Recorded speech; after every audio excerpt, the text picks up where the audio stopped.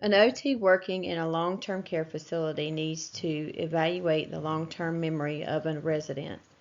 Which of the following methods is best for evaluating memory or personally experienced events? Declarative memory. A. Show the person in a series of objects and ask him to recall the objects within 60 seconds. B. Ask the individual how he spent New Year's. C. Have the individual state the place, date, and time. Or D. Ask the client to remember to bring a specific item to the next therapy session. The answer is B. Ask the individual how he spent New Year's. Declarative memory is one aspect of a long-term memory and includes conscientious memory or events, knowledge, or facts. It is commonly assessed through verbal interviews and informal testing, such as asking questions about an individual's recall of personal events. Answer B is working memory. It refers to the temporary storage of information while one is working with it or attending to it. Answer A is prospective memory. It involves the ability to remember intentions or activities that will be required in the future. Answer D is knowing the date, place, and time, which indicates orientation.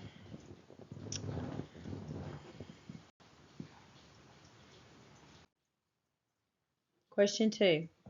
When the OT suspects tactile defensiveness as a rationale for a child's challenges, in what area of participation should the OT focus on first?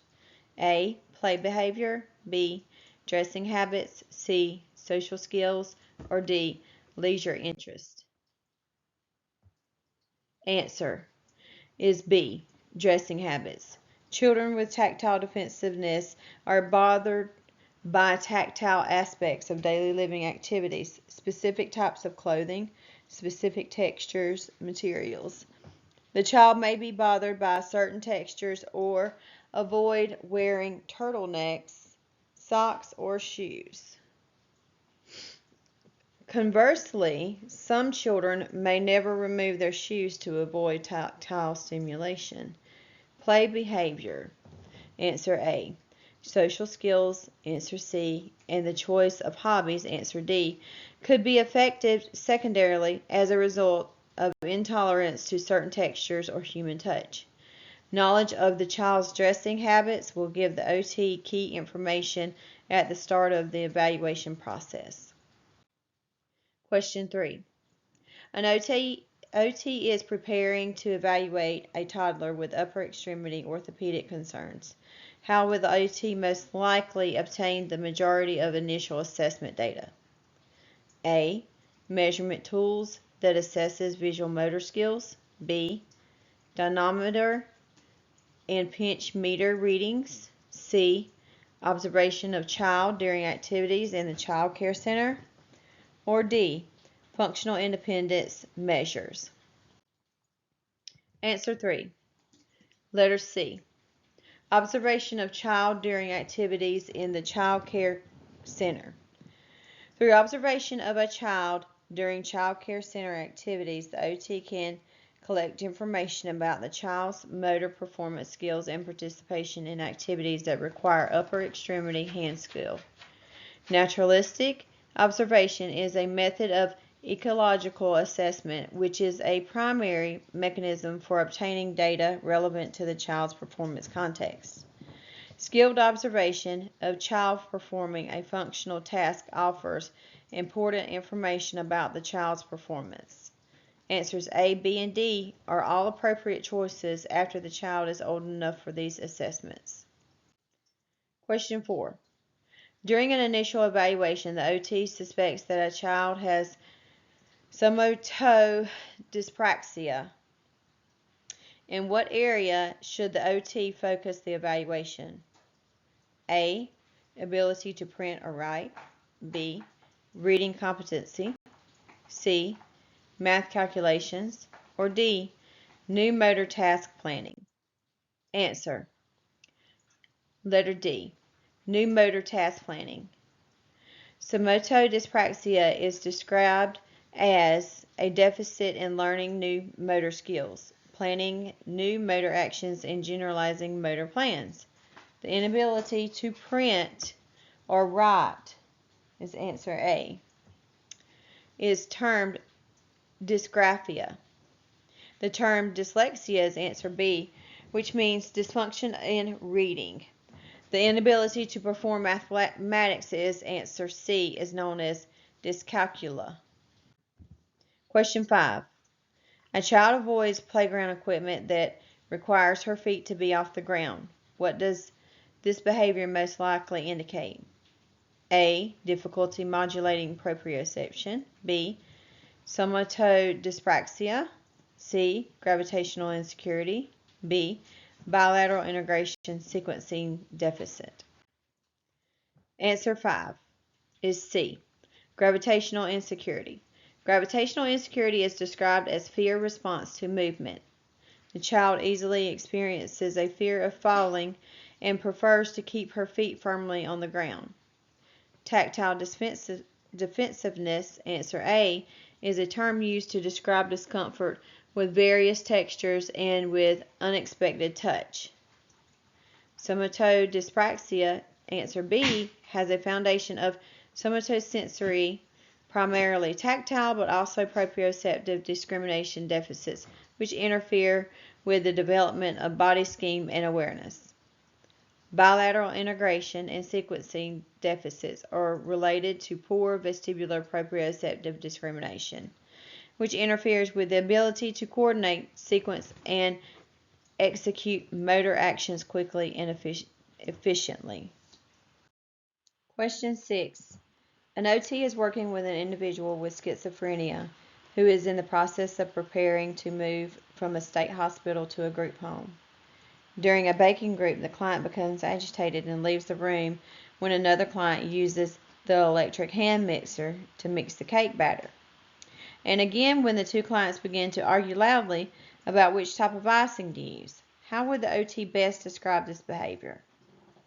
A. Low registration. B. Sensory avoiding. C. Sensation seeking. Or D. A hearing impairment.